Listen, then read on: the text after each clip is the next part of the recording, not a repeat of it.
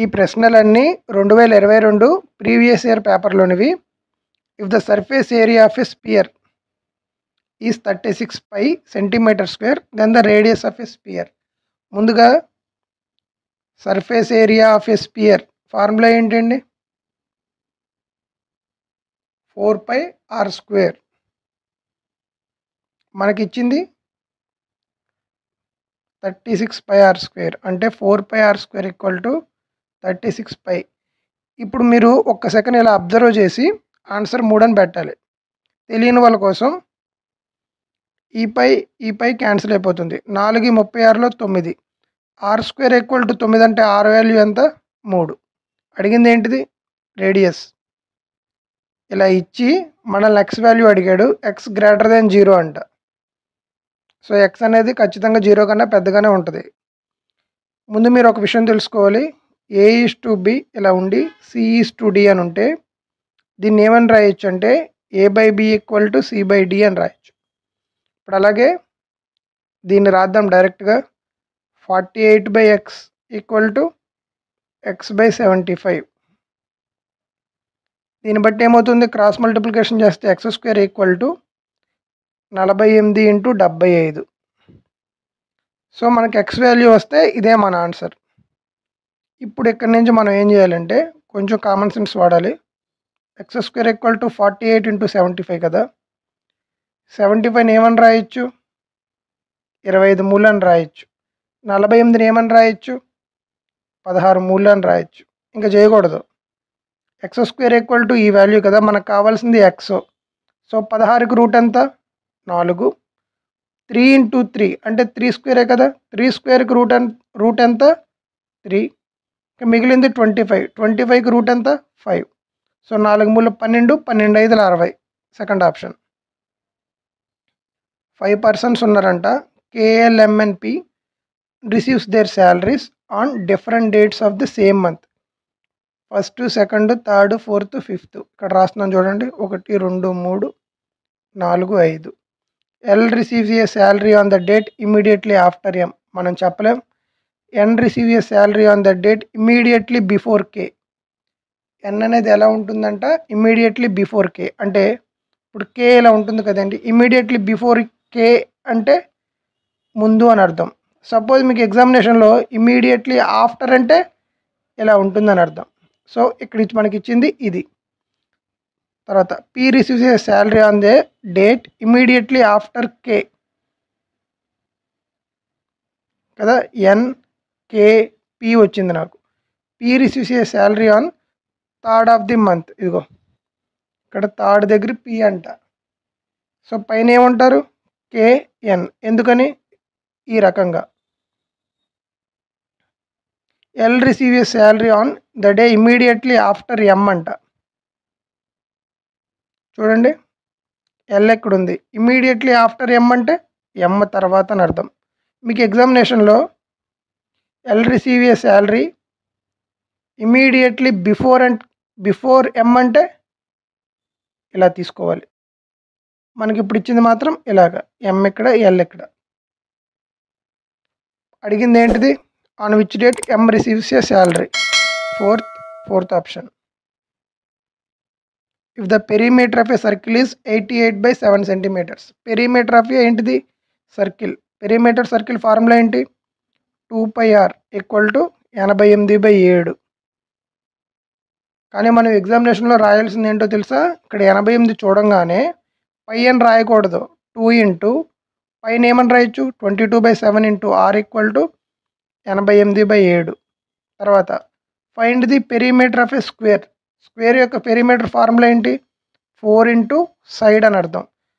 మనల్ని అడిగింది find the perimeter of A square అంటే 4తో మనం మల్టిప్లై చేస్తాం కాబట్టి ఖచ్చితంగా 4తో పోయేదే మన ఆన్సర్. 16 పోతుంది, 12 పోతుంది, 20 పోతుంది, 8 పోతుంది. సో మనం చెప్పలేం. ఇప్పుడు సమ్ చేద్దాం. 22 88లో ఎన్నిసార్లు పోతుంది? 4 సార్లు. అలాగే 7 క్యాన్సిల్ అయిపోతుంది. 2 ఏకంలో 4 2 సార్లు. So r = 2. ఇంకేమి ఇచ్చాడు? Whose side is equal to the radius of the given circle. అంటే 4 × సైడ్ మనల్ని కనుక్కోమన్నాడు. కానీ సమ్లో సైడ్ ఈక్వల్ టు రేడియస్ అంట. సో 4 ఇంటూ సైడ్ అంటే ఏమని రాయొచ్చు, రేడియస్ అంటే 2 కదా, 4 ఇంటూ 2 అంటే 8 మన ఆన్సర్. 7 బాక్సెస్ ఉన్నాయంట. PQR STUV 1 2 3 4 5 6 7. Only 3 boxes are kept below R. R కంటే 3 కింద ఉండాలంట. సో ఇక్కడ ఆర్ తీసుకుంటే ఆర్ కంటే కింద 3 ఉండాలి కదా, 1 2 3. కండిషన్ సాటిస్ఫై అయింది. S is immediately below Q అంటే ఎలా రాయాలి, క్యూ కిందే ఎస్ రావాలి. తర్వాత V is immediately below T అంటే టీ కిందే వి రావాలి. ఇమీడియట్లీ అంటే వెంటనే అని అర్థం. P is immediately above Q, ఇదే కదా. S is third box from the top, ఇది ఇక్కడ ఎస్ ఉంది. ఎస్ పైన క్యూ, పైన పి ఉంది. సో క్యూ ఇక్కడ, పి ఇక్కడ. తర్వాత T is not immediately below R, ఇక్కడ టీ రాదు, టీ కింద వి రావాలి. సో ఖచ్చితంగా టీ ఎక్కడ వస్తుంది, వి ఎక్కడ వస్తుంది. ఇక్కడ ఎవరు మిగిలిపోయారో కింద కామెంట్ చేయండి. అడిగింది ఏంటిది, which is third box from the bottom. So అదే మనం కనుక్కోవాలా, మిగిలిపోయింది యూ కదా, third option. The value of, దీని యొక్క వాల్యూ మనం కనుక్కోవాలి. చూడండి 29 4/25. 4/25 అంటే ఏంటి మీనింగ్, 0.16 అని అర్థం. ఇప్పుడు నేనేం రాస్తున్నాను చూడండి, 25, ఇక్కడ 4 ఉంది. 0 పెట్టి పాయింట్ పెడితే 0, 25 25, 40లోంచి 20 తీస్తే 15 కదా, పాయింట్ ఉంది కాబట్టి మళ్ళీ 0, 6 సార్లు 150. సో 0.16 ఇలా రాయొచ్చు. ఇప్పుడు దీన్ని కింద ఏమని రాయాలి, 29 4/25 అంటే 29.16 కదా. చివరిలో 6 ఉంది, స్క్వేర్తో పోవాలి. సో ఖచ్చితంగా ఏమో థర్డ్ ఆప్షన్ అయితే కాదు, ఫోర్త్ ఆప్షన్ అయితే కాదు. ఎందుకు కాదు, 5.2 ఇంటూ 5.2 అంటే 2 రోజులు 4, చివరిలో 4 వస్తుంది, కానీ మనకు 6 ఉంది, అందుకే ఇది కాదు. అలాగే 5.8 కూడా మీరు తీసుకుంటే 5.8 ఇంటూ 5.8 8 64, చివరిలో 4 ఉంది, ఇది కాదు. సో ఈ రెండిట్లోనే మన ఆన్సర్ ఉంటుంది. ఇప్పుడు నేను 55 స్క్వేర్ చేస్తా.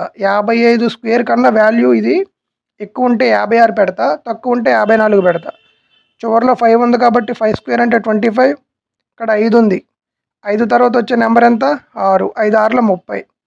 సో 30 25 కన్నా 29 16 అనేది తక్కువే కదండి, అది 29.16 అనేది.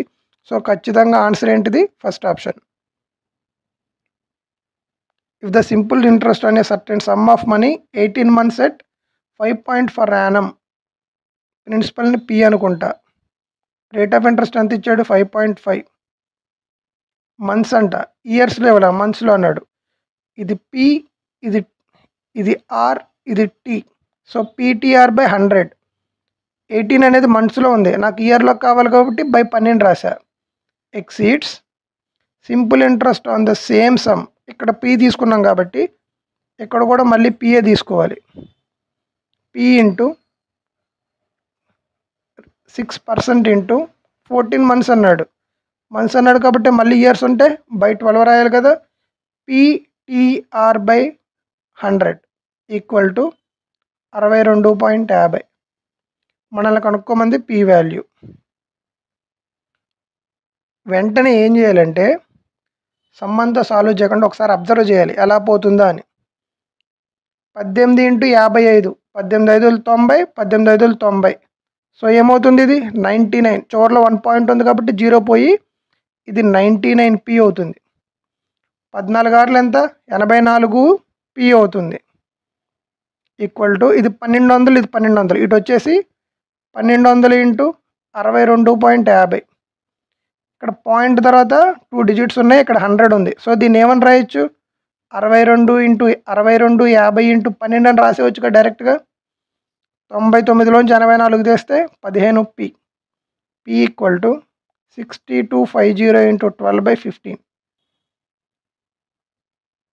3 ఎక్కలు ఇది 4 సార్లు, ఇది 5 సార్లు. 5 ఎక్కలు 625 ఎన్నిసార్లు పోతుంది, 125. పక్కన 0 ఉంది కాబట్టి 0. 1250 ఇంటూ 4, 1204 ఎంత? 4800. 450 ఎంత? 200. So 5000 second option.